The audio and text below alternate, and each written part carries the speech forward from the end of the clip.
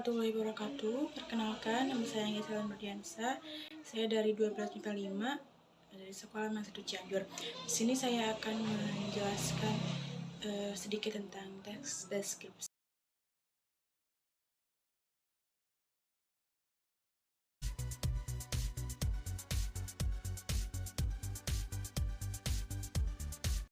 Nah, jadi pengertian dari teks deskripsi adalah teks yang dimana ide utamanya merupakan penyampaian dengan menggambarkan objek, tempat, dan peristiwa tertentu secara rinci. Dengan begitu, pembaca bisa seolah-olah merasakan baik secara fisik maupun emosi secara langsung dengan apa yang dijelaskan dalam teks. Secara etimologis, istilah deskripsi berasal dari bahasa Latin yaitu describer, yang memiliki arti penggambaran atau memberikan penjelasan mengenai sesuatu objek. Di sini ada beberapa pendapat menurut para ahli.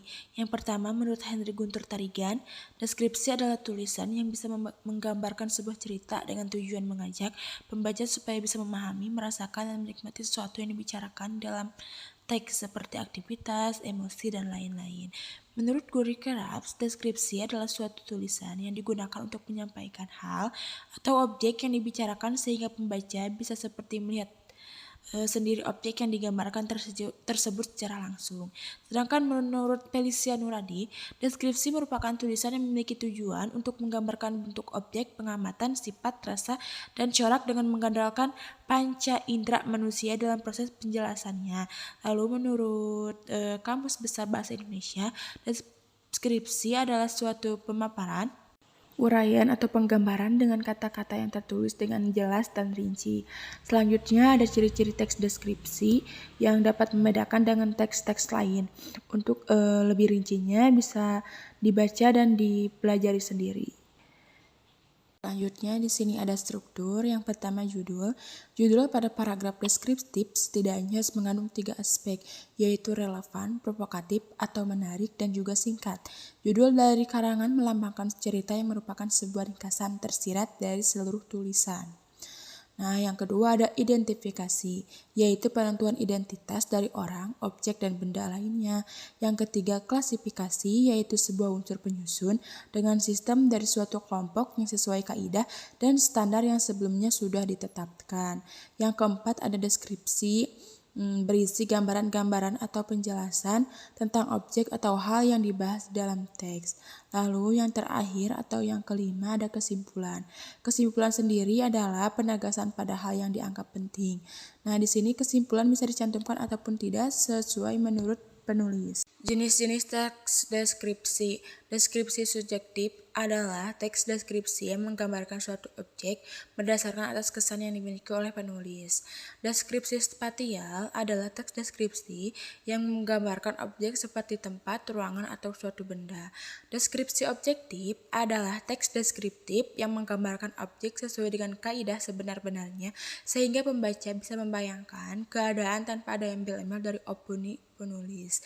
Deskripsi imajinatif yaitu teks yang berisi tentang gambaran atau lukisan suatu tempat berlangsungnya suatu kejadian. Akhir, deskripsi faktual merupakan deskripsi yang menggambarkan suatu objek baik hal maupun orang dengan mengungkapkan identitasnya apa adanya. Selanjutnya ada menulis teks deskripsi. Nah, dalam menulis teks deskripsi sendiri ada beberapa cara. Yang pertama yaitu penulis harus memilih topik yang ingin dijadikan sebagai dasar untuk penggambaran dalam teks. Selanjutnya, penulis harus mengamati objek yang ingin dideskripsikan. Penulis juga harus mengumpulkan data-data seperti angka, grafik, ilustrasi, ataupun statistik. Yang selanjutnya ada penulis menetapkan pola pengembangan paragraf yang sesuai.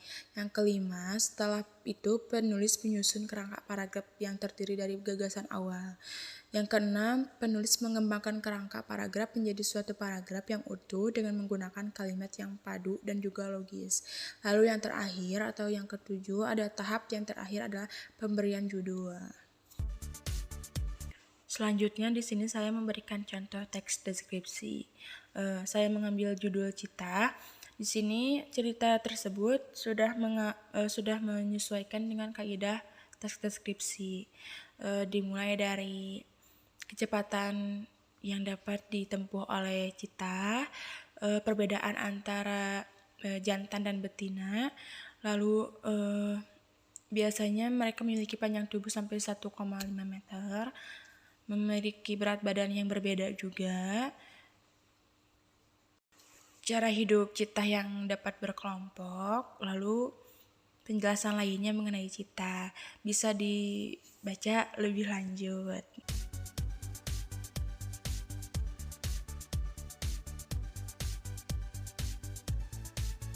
Selanjutnya di sini saya memberikan beberapa foto citah yang sedang berlari, perbedaan antara citah betina dan juga citah jantan.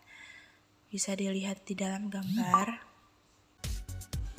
Alhamdulillah sudah di penghujung materi. Saya ucapkan terima kasih dan mohon maaf bila ada kesalahan hilap kata yang saya ucapkan. Sampai jumpa di lain kali teman-teman. Wassalamualaikum warahmatullahi wabarakatuh.